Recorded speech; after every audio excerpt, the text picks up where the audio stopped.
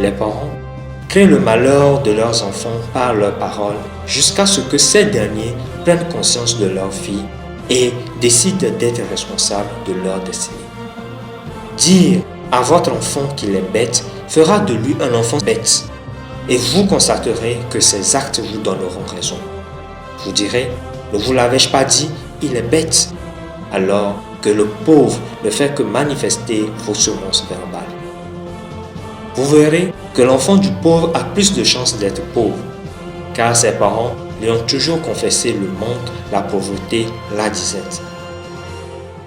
Et celui du riche a plus de chances d'être riche, car on lui a appris que la richesse lui est acquise. N'est-il pas beau de voir un bébé sourire? Où l'a-t-il appris? Auprès de son entourage. C'est parce que vous lui souriez qu'il sait sourire.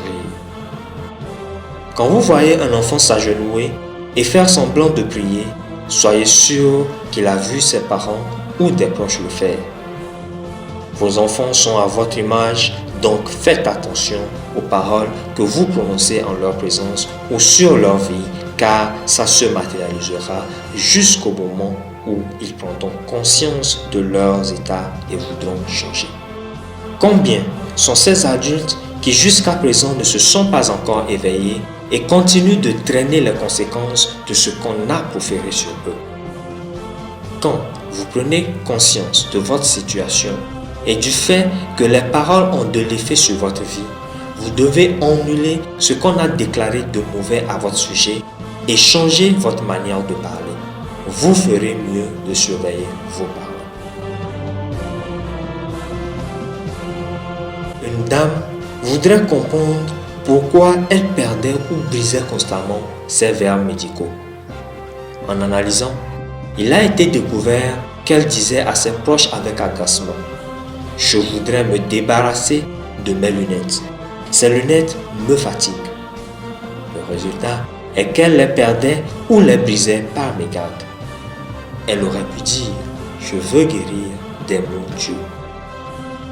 Nos sœurs n'arrivent pas à se marier ou ont des mariages difficiles car elles auraient dit après qu'un mari ait trompé ou maltraité sa femme: « Les hommes sont tous les mêmes.